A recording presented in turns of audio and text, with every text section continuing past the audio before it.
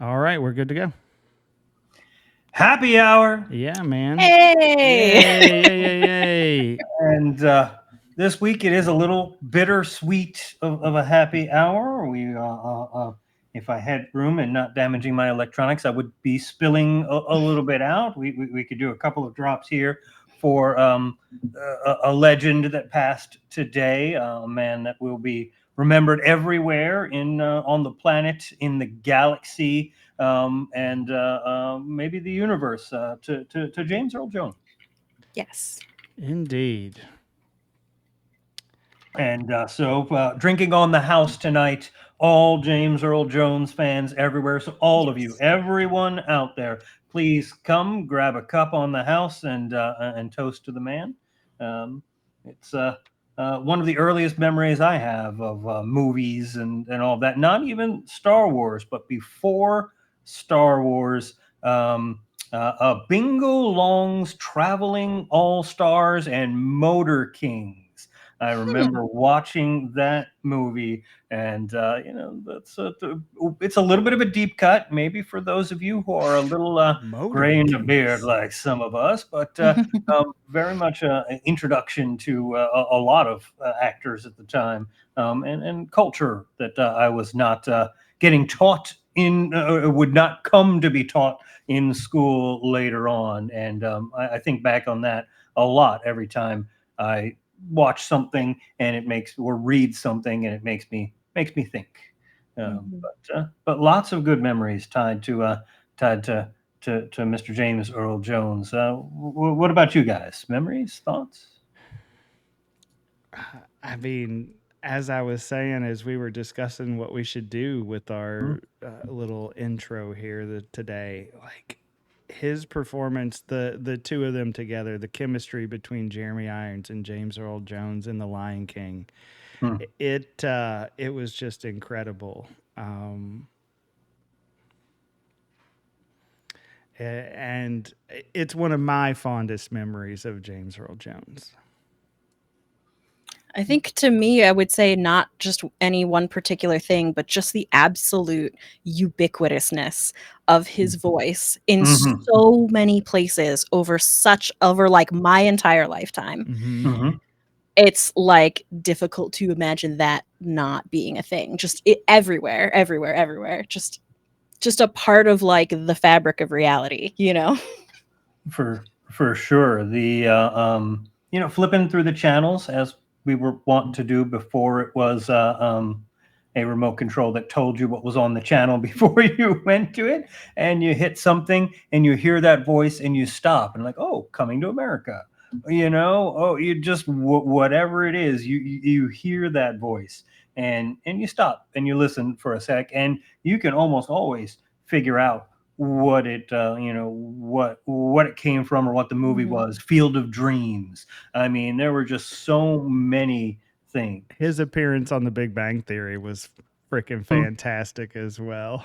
Yeah, yeah. No, there was a lot, and he will be he'll be missed. It's a sad day. It was a fantastic life. We're not talking about somebody gone too soon. Mhm. 93 years Yeah. old. He had a very good life, but affected so many different cultures across Mhm. the movie and the media that he did. And yeah, just hearing his voice somewhere, and knowing we're not gonna get that again. There's not gonna be a voiceover for for another animated movie, or there's not going to be another Darth Vader appearance in some other movie that will actually be Mr. Jones. It brings you back. It makes me a little sad. This one hits. It's a little harder than some of the other ones in recent years, and so to James. To Indeed. James. I just thought of something that this is going to sound so silly and ridiculous that this is something that just kind of like struck my Is it brain. about my lawn? And Because it speaking, couldn't sound more no, silly or ridiculous than that. no, Yeah. no. A thing of James Earl Jones is it's so random and stupid, but the things that stick in your head are the things that stick in your head. Is Simpsons Treehouse of Horror reciting Edgar Allan Poe's The Raven. Mm-hmm. And Oh my like goodness. as like a lifelong English major literature kind of person, just that absolute incredible, like just perfect recitation in a cartoon. Like it's so striking and just sticks. That's something definitely that is like in my head forever. Yeah, the enunciation that he had, and you listen to certain people like the former announcer at Yankee Stadium, Bob Shepard, just had James had that same thing, this perfect enunciation and clarity of tone when he talked. And effortless, right? And that big smile when he's talking about stuff, and he truly enjoyed what he was doing and the joy that he brought to all of us. Indeed. But we are just a show here talking nonsense about us and ourselves and things in our personal lives until such time as we can swing it over to talk about TTRPGs in some manner that may make a difference to somebody out there. So in the meantime, we toast to Mr. Jones. The fans and friends of Mr. Jones drink on the house. But what's going on in your lives in particular? Do we have a lawn date? Lawn update? Up lawn? Do we have an up lawn? No. No. How many mows are left? Or is fall approaching fast enough that you're going to be able to stop? I don't know. It's been pretty cool. My one brutal lawn with my beat up blades got done last week, as we talked about, but I don't know. I think we probably got one or two more that'll have to come.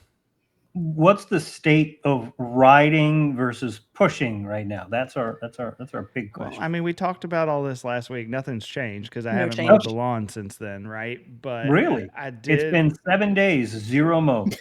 7 days, 0 mows. That is correct. Everybody, check that scorecard out. We will be posting that. There'll be a bulletin board in our Discord where you can see 7 days without a mowing incident. Without a mowing incident. That'd be great. Yeah.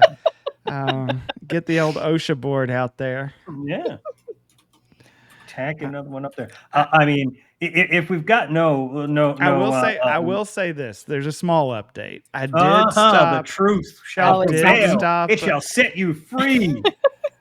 I did stop in Louisville while I was in Louisville this week, and I stopped at a place that, one of the roadside, we sell sheds and trailers and things like that. I did stop to look to see how much a trailer would be, just so that I could pull the lawnmower to some auto place and have them use their pneumatic impact to get my blades off so that I could change my blades.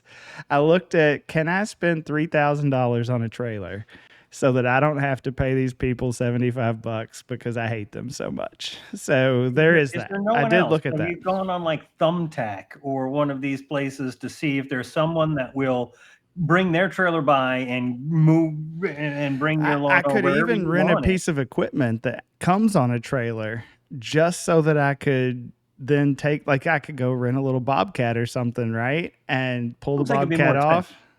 I don't think so. I mean, I know you're not into math and all that, but that seems like it'd be more expensive to rent a piece of equipment than, somebody, hey, who's got a trailer that wants to do 10 minutes worth of work for $50? Probably true.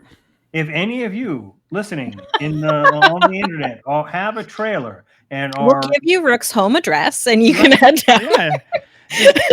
Dox the fuck out of me because Louisville, Kentucky, USA was not close enough. Dox the fuck out of me. We'll give you my full home address and you can come. Social security number. We're posting it in the Discord. The date of birth. Grew up on. Yep. And we'll be in the Discord. My high school mascot. We'll give it all to you. What the fuck? I'll even. If we get enough subs, I'll even probably just give a full list of all of the online accounts that I hold, Yeah, sure. And what my email address is. Why not? maybe they'll pay some of your bills for you. I don't know, right? You never know. Those were the accounts I was going to give. Here are all my bills. Right. This one I owe $428, and can you pay this one? Oh, but speaking of travel and getting things from place to place, I will get up on my soapbox this week and give you a rant about customer service and shipping. It's ridiculous. First off, if anybody out there is in customer service, if anybody out there knows someone in customer service, you were second on the list to drink on the house today because of all of the crap that I personally give you, asking for supervisors and trying to get through and get things accomplished. However, maybe next week we'll hold that one over. In the meantime, I ship a lot of things. I do a lot of shipping in my day to day. I get things. I order something from someplace, and it's like $75 for the thing. Okay, I need it overnight. All right, that'll be $970 in shipping. That happened a couple weeks ago, and I was like, and they charged me in the thing. I said I'm going to need it overnight, and they had my credit card on file because I do a lot of business with them. They charged me for the order and the $974 in shipping, something. I thought it was 940 something. I thought it was 947, but I've only had 7 conversations with you about it in the last week, so I might not remember appropriately. My immediate question is, hey, that's a little high on the shipping. Can I give you my own? Oh, yeah, sure. You can give us a label.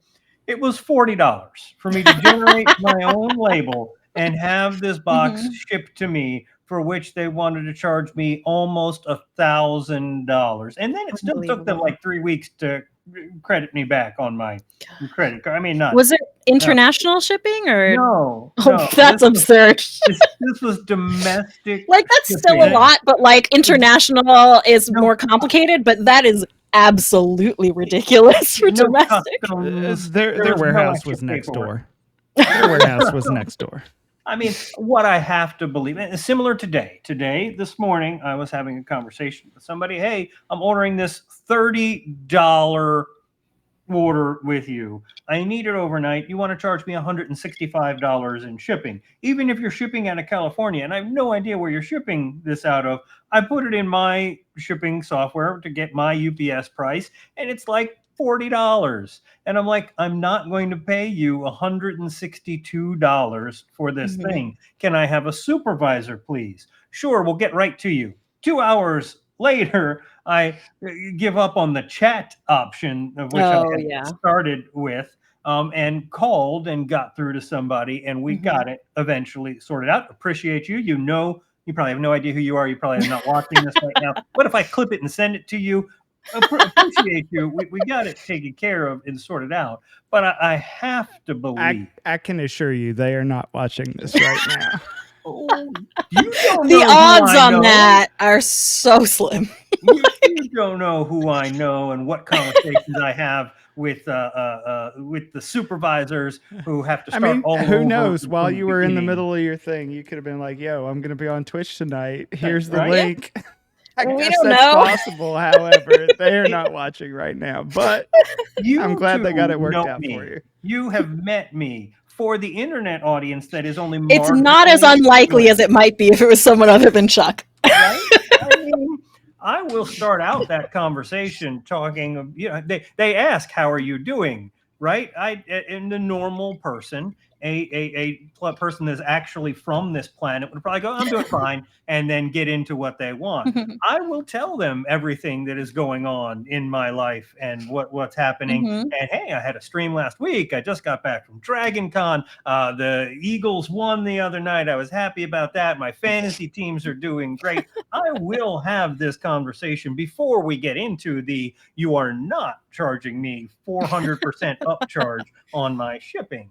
And I have to believe that a lot of these shipping things in particular are because they take, all right, we're just going to set it up and use counter pricing as opposed to account pricing. And then somebody goes, hey, we're just selling that at cost for counter pricing. We need to mark that up. And then they do a markup on the counter pricing when they're actually paying something else. Even I mean, that doesn't have the still, $900. the $900 Yeah, how do overnight you get shipping that charge number? was.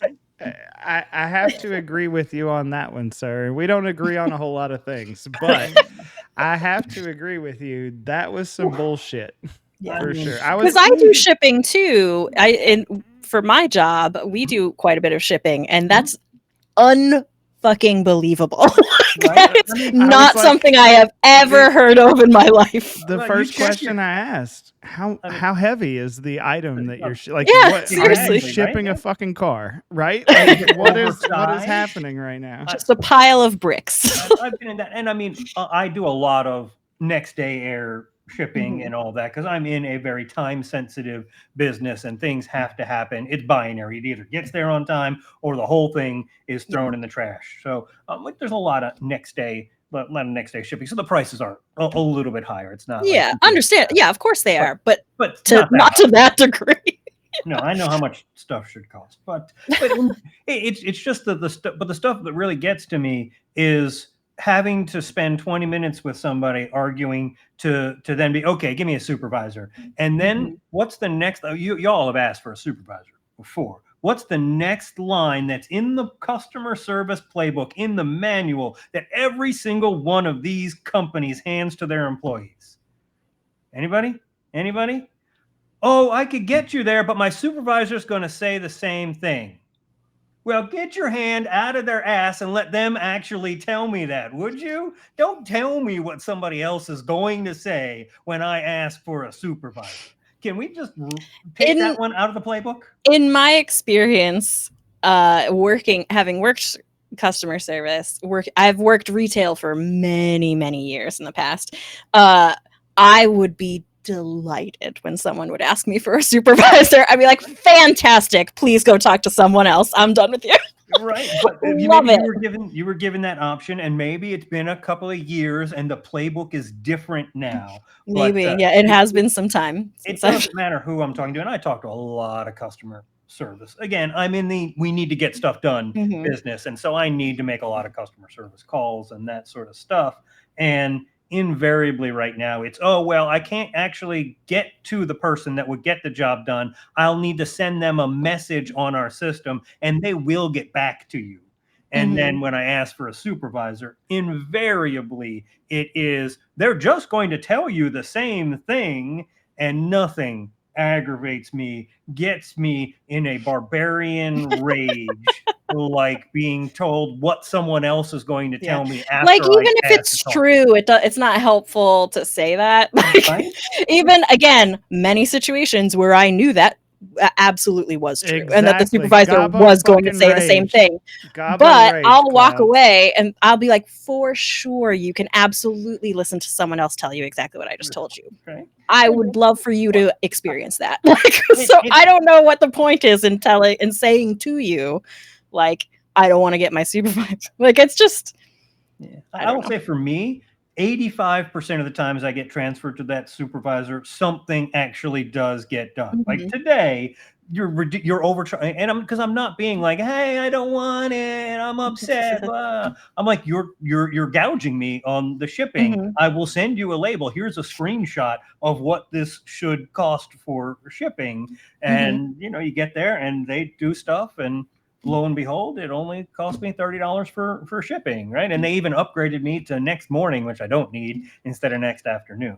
But all of that being said, I would like to know what y'all do to make combat more interesting and role play a little bit smoother in your beautiful transition. Beautiful transition. All the shit that I am given for my bad transitions. I just want to let's mark this fucking date down. Can somebody clip this fucking thing right now? Please, Monday, please September any rant 9th. I do and put it out there for people, for customer service people everywhere. We're right back to customer. That was two bad transitions now, sir. You were already. I don't know. We'll let the chat decide. Was it on a scale of 1 to 5, with 1 being rook-like and 5 being really good? That's fucked How up. would you rate that that transition? Rook-like. Oh Jesus. Just so you all know, when we go live, this means that everybody is in the fucking chat. If anybody doesn't know that, they think you have lice. Oh, If jeez. anybody doesn't know, well, I mean, don't get me wrong. That never happens on happy hour, right? Like, not often anyway. Does it happen on happy hour? Because we don't cut in most now. of the time I'm behind the scenes on our one shots, and the signal is, hey, everybody's loaded in. And sometimes it gets a little bit more, and then you'll see all of us laughing. By the end of the night, when I'm real drunk, it's this. Just the throw hat it goes across the flying room. across the room. Yes, and we should record a few of those so that the yeah. the audience that's the A little content bit that people of really want behind to the scene, consume. a little BTS. The hat tip supercut. A little Yeah.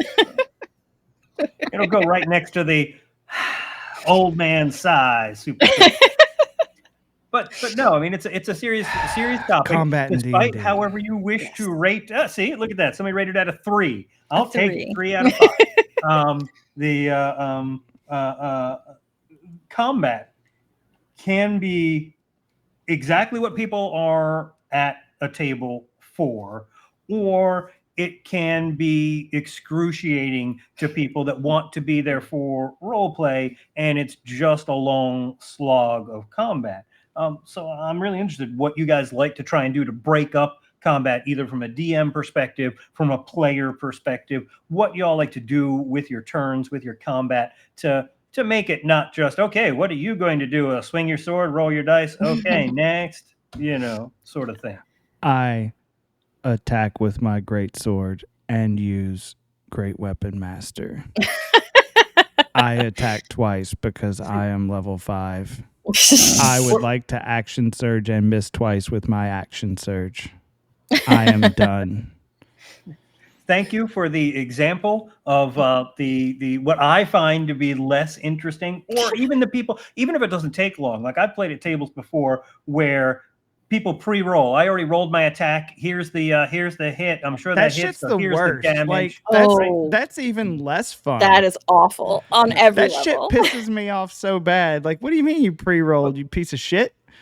How am I supposed to know you didn't just roll 10 times until you got the number you wanted? Like, that's not how this game works. But we're not here to talk about that. We're here It's to not talk that. about the positive things that we like to bring to the table to sort of counteract that sort of behavior. Yeah. I love combat as role play so much. Like I really like combat in D&D a lot. And like it frustrates me when people put combat against like, oh, are you more more combat heavy or more role play? Because they really are not separate. Like you should be role playing through combat, and it offers, I feel like, so many opportunities because everyone gets an equal chance to participate.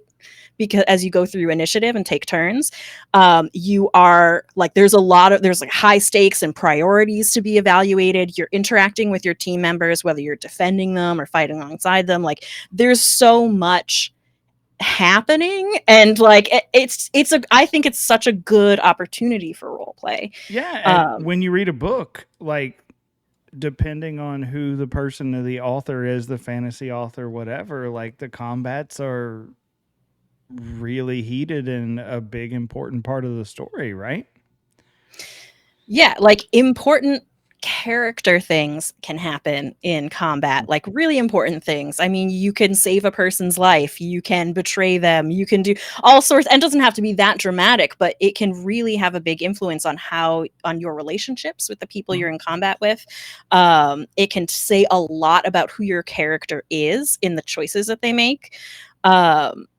And it's something I feel very strongly about.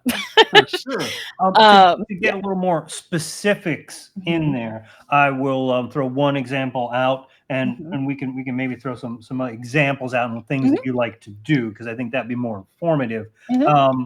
I was I have a table that I play, and we were having an encounter, and the grease spell was used, and things fell in there. It's like, oh, let's light that on fire. So somebody tosses in a torch. Well, I could be just like, all right, well, great. I'm going to go in there and do some damage as a rogue or whatever. Now I've got advantage on the attack, this, all, whatever. But I also was paying attention, and I think paying attention and listening throughout the campaign is important. And my backstory had fire elements involved, which had already been shared with the group. Another character's had fire and bad things that had happened in and around near fire. And I chose at that point in time to use my turn to check in, do a wellness check, just have a conversation, not do any actions, not further the X's and O's part of the combat, but just check in on the other person that I knew was involved, because that made sense. If all of a sudden there's a fire that breaks out somewhere, there's trauma involved in that in your backstory, and you can play on that. And don't forget about the things that have happened in your campaign and things you care about, things your character cares about, just because, hey, it's my turn and the playbook says I should attack with a weapon or do something like that. So that's one example. Yes. That's making me think of a game that I played with Rook, where we were in a combat where we came upon a scene where some people had been killed, and then we were sort of engaging with the people who killed them. And my character used her turn to, even though I as a player knew that these NPCs were for sure dead, like for plot reasons, they were 100% dead, but my character used her turn to go check and like investigate one of the bodies and make sure they were dead, and because I couldn't imagine her not doing that. Like, even though I knew that like we were like, this was a serious combat and like we needed to fight these people, it didn't make sense to me that my character would not do that. And to me, that's a big part of role play, and combat as role play is like sort of the idea that theater of the mind is not just about not using maps in your game, but just like having that little sort of movie in your head of like how this is playing out and like what makes sense for your character to do next. And your character sheet and everything gives you some options, but that doesn't dictate what you do. It's just, what would this person do right now? And as long as you're thinking along those lines, that will help lead you down that road of, role playing through combat. Like, what is the most thing that makes most sense for this character to do right now? Yeah, and if I remember in that exact same combat, like my very first action in that combat was to run over, and if this is traumatizing for any of you, I'm sorry, but there was a hanged victim in this scenario. It was a very dark, very goth, very horror campaign, and there was a hanged victim there, and my very first action was spent to run over and try to pick that person up and get them out of the situation that they were in. So but following up on that, like that particular campaign, I thought, it's interesting because all of us, we love, all the three of us, I should say, we love to describe what our spell effects look like and things like that. And I think that that's the draw for all of us to playing spellcasters in whatever game we're playing in, is the ability to kind of describe something different. Like, it's not just the shield spell. How does that look? It's not just magic missile. How does that look? And all of those things. But in that particular game, I was playing a monk, right? And in that game, my monk didn't just walk up, and I didn't just attack and then follow up with flurry of blows for one key point. I was like, my monk is a dirty fucking fighter. I am going to reach down and fucking shin kick this guy and try to break his shin. And then I'm going to flurry of blows, and I'm going to hit the kneecap, and I'm going to spin around behind him in combat and hit him in the fucking kidneys, because that's the way I roll. Yeah. You don't, I think that's an important point. You don't have to wait for your tail weaver, your dungeon master, you whatever the person running the game happens to be called, to give you a let's point the spotlight on that because you killed the monster, or whatever other shows Sure, may right. use for that phrase to actually describe what you're doing, right? If you wield a rapier and you're a Harengon, you can certainly jump up in the air and try and come down point first with the attack. The attack roll is still the attack roll, but you can certainly describe in this particular situation, are you lunging forward, or what exactly are you doing with that weapon, or whatever you're doing. It doesn't just have to be a spell or whatever it is. I mean, I think one of my favorites at Rook actually was a fellow by the name of Prime Time, who was fantastic in role playing through combat. I don't know if you want to tell the. You tell the story. You brought it up.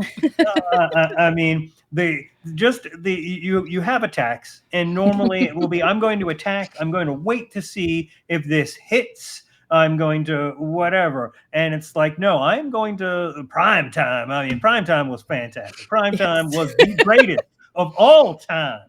And he would take a swing at the creature, and just assuming he is going to connect and fell the creature, would immediately, before it even landed, begin moving to another creature or something else to be handled. And I want to say, 10 times out of 10, it did not fell that creature, and there were opportunity attacks, and there was other nonsense that happened. But that character had so much hubris, so much belief that's the way they would roll, and it made sense. And it's great because it was all the build up to the combat, right? That was a one shot that we all played together. I think it was one of the first one shots we did together, right? Where the group was still the first one that I was in, yeah. The group was still kind of being put together, right? At that point in time, the hit points not required crew. And I was playing a retired gladiator named Prime Time, who in his prime time was the man, right? But he was also well past his prime time.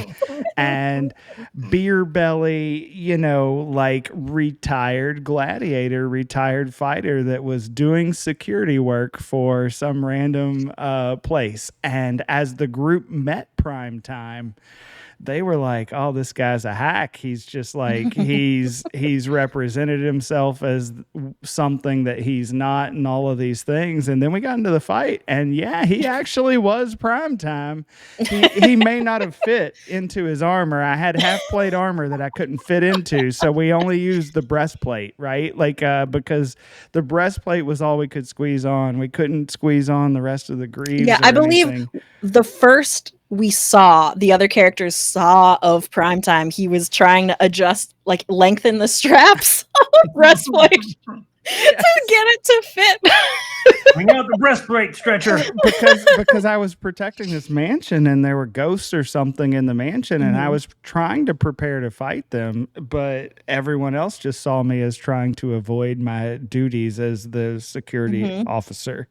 But then we got into the fight, and it was, no, I truly believe that nothing can whip my ass because I'm prime time. I'm the man. That was a great session for the three of us, for sure.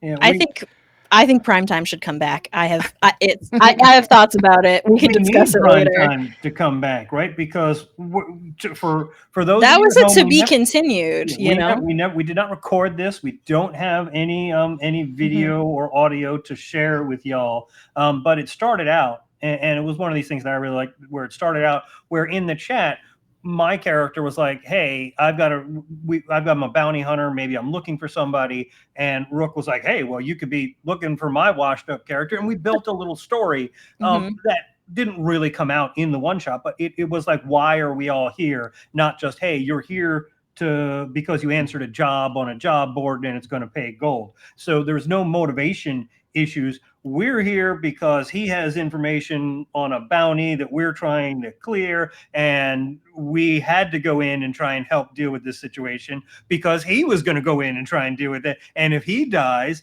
we lose the information. So it's just a very natural progression of what happens and how you get into a thing and what you actually care about. Now, some of the other people may have been more about the money, but we left that with my messed up character, and we won't get into details on that.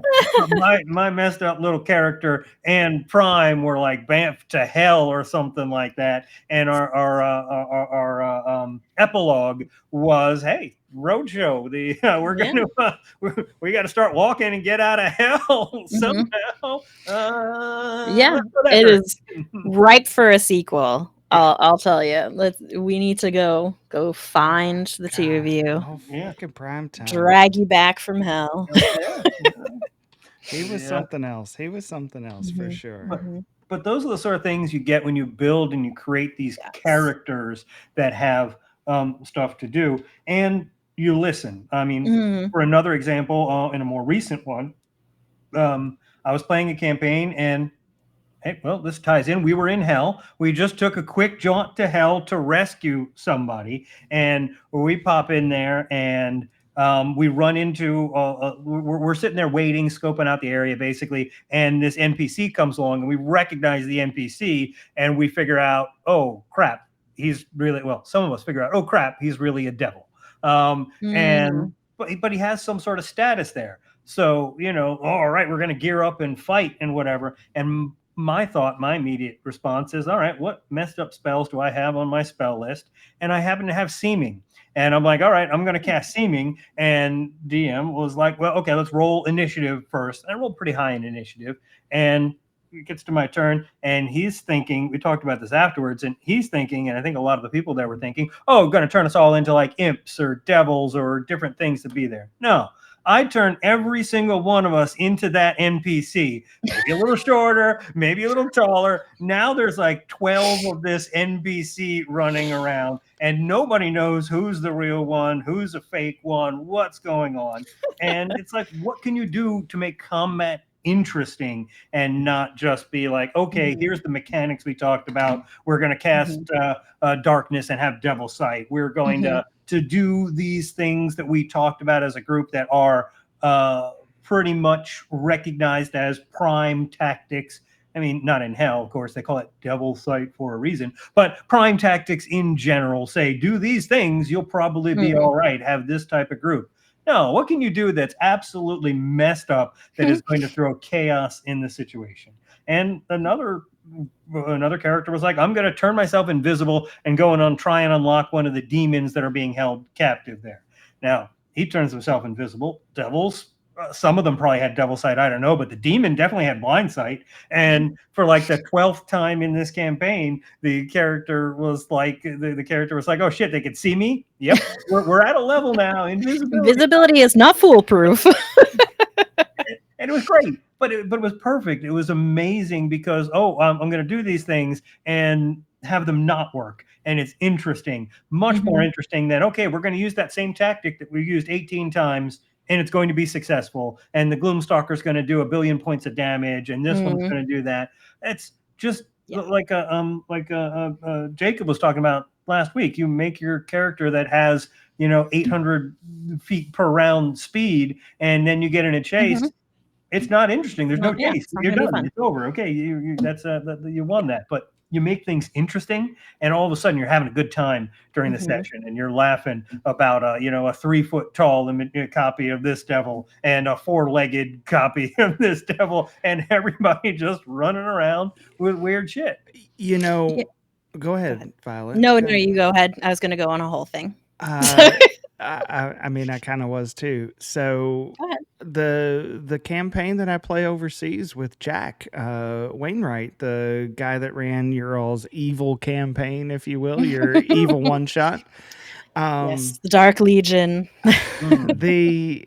I play a game with him, and I'm kind of in and out of that campaign because it's it's changed days over time and all of those things, hours, all that stuff. But I played a character in that campaign who was a priest of the Raven Queen, not a cleric at all. From the start, I was a rogue and playing a priest of the Raven Queen. And over time, we found a shrine to the Morrigan, who was the old world god that, you know, essentially was that material plane's version of the Raven Queen.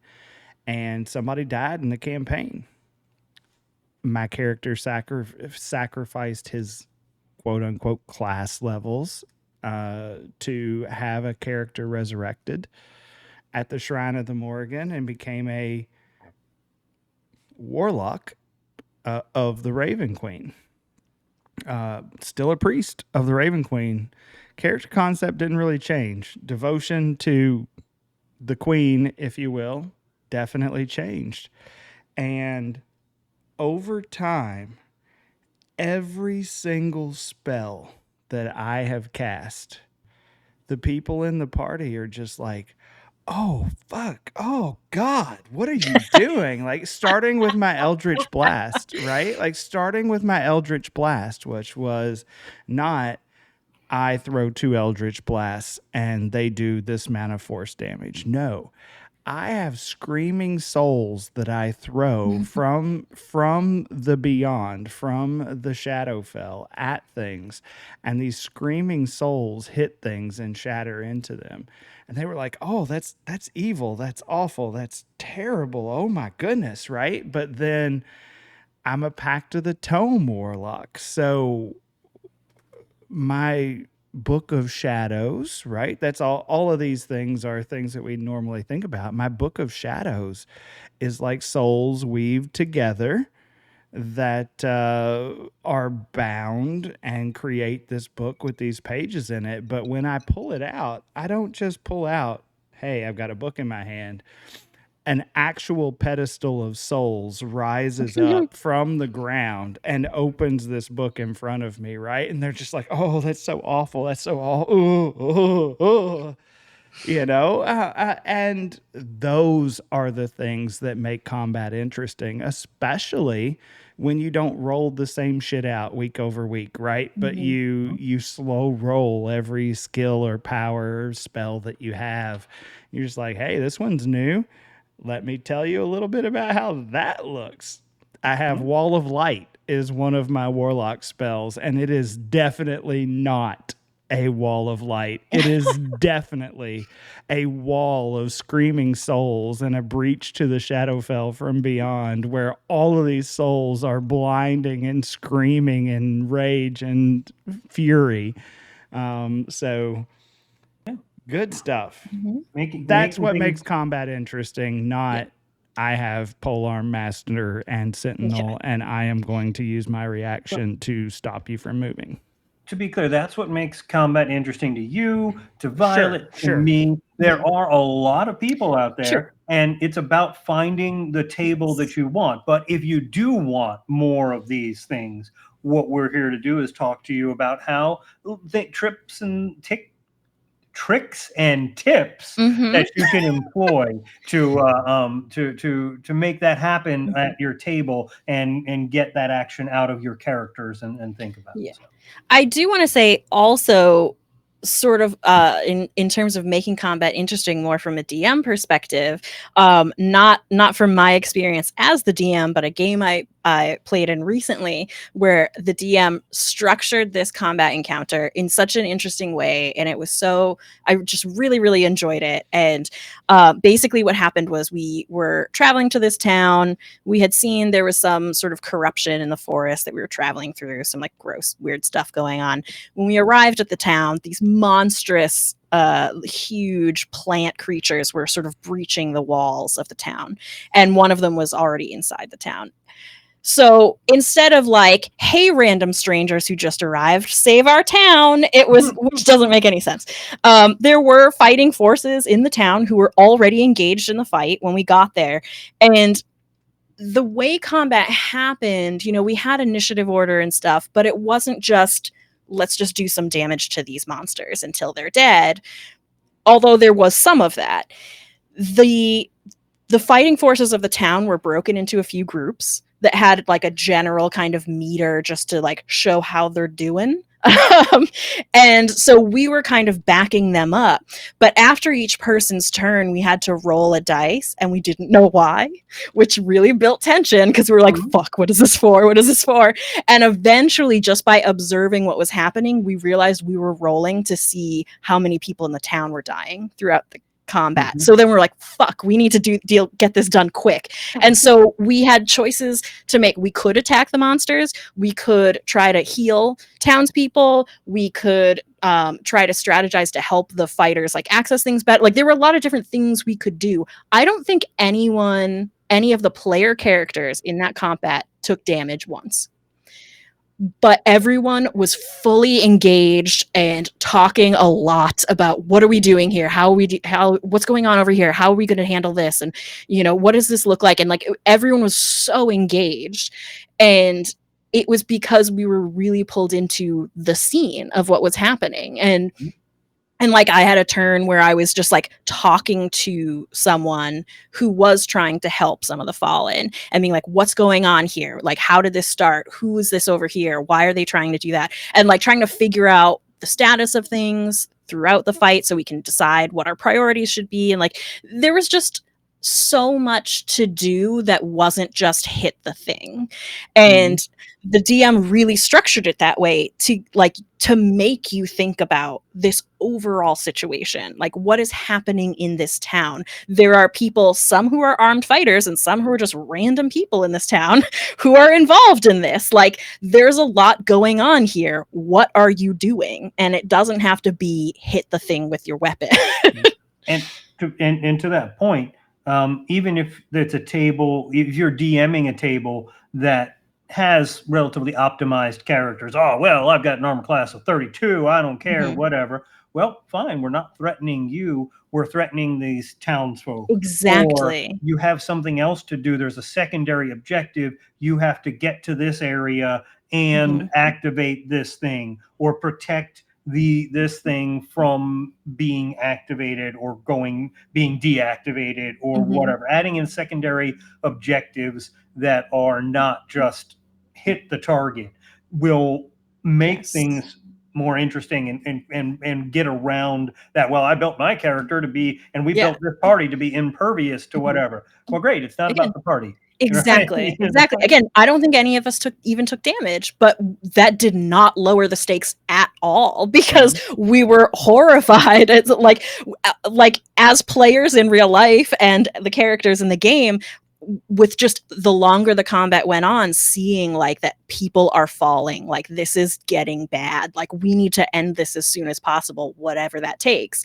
And it wasn't about our characters and our character builds or any of that. And I really enjoyed that. I liked it so much. And I thought it was just a novel approach to a combat situation that, yeah, it's not just about your hit points versus their hit points. Like, that's not what it is. It's like you are in a situation in a world and you can fight to deal with it. It's a time-sensitive situation, which is why it's combat. But you don't necessarily have to fight. Like, there are a lot of things you can do. So I just thought that was a great example. I really enjoyed it. I think it's good to be more creative with what an encounter looks like and what the stakes are. Yeah, there are certain you've only got so much time here because the portal in and out of whatever you're doing is only going to be open 10 rounds or something like that, 5 rounds or something, right? There's a lot of timed things that you can do. There's a lot of things you can throw at a party that isn't damage, that isn't head on fighting, and adding other things into a combat. That also makes things interesting and forces people to role play and come up with solutions that aren't on their sheet. Right? If you're in a scenario and you're like, well, I'm going to go off book on this and just describe what I want to try and do, you tell me what the DM tell me what to do, what to roll, how we want to try and make this work or not work. I think those are fantastic scenarios. Yeah. Did you have something to add in there, Rook? No? No, I was thinking about something, but I don't think I want to bring it up. So Oh, fantastic. we Well, are good there. we are getting late in the evening. Our True. time is almost up. I would like to introduce maybe something new to the happy hour here and give a last call. You don't have to go home, but you can say one more thing here before you do. So if there's something else on your mind, maybe related to the topic, maybe a different topic, whatever, please take the floor if there's anything that y'all would like to get out there as a last licks sort of scenario. Don't everybody be jumping into bid at once. Rook? I just I want to say thank you so much to everybody that's been here to support our happy hours. I do know that there are not there have not over the past couple months been a lot of actual play D&Ds on this stream. We have quite a few of them coming up here really quickly. I think we have one next week and potentially some coming in rapid succession in the future. So we have a lot of things cooking, simmering on the stove. Very and we true. are very anxious to ladle them out for you into bowls that we will also provide. Stove and ladles. I would just like to call out our stoves and ladles. Anyway, as fall weather I want to approaches. invite everybody to come back next week and we'll be playing a game where we will be playing D&D and having a good time. And I also want to point out that we are still working on this channel here to raise money for the Palestine Children's Relief Fund. Did I get that right? Yeah. You did? Yeah. Excellent. And, we're working here to support a good cause. Fantastic. Violet, last call? Oh, gosh. I don't know. Brooke said all the important things. I know. I fucked you. I fucked you. Oh, I don't know. I had nothing important to say. Snoozing the ads, y'all. Snoozing the ads. All right, one quick snooze. I want to piggyback a little bit on Rook there. Thank you for those of you that show up and watch us here. Thank you out in YouTube land, where everything also gets posted and lives on for possibly eternity. And we appreciate the likes and comments and all of that stuff over there as well. And just remember to tell people that you care about them and that you love them, because bringing it back to James Earl Jones, you never know when something is going to happen, and just letting people know that you care and you're there. And now I got to call my mom, but that's a whole other matter altogether. Just remember to take care of the people in your life, because we're all we got. That's what it comes down to. So with that, remember that hit points are not required to enjoy a tasty beverage, and we'll see you next time. We love you all. Rum and Coke, yo.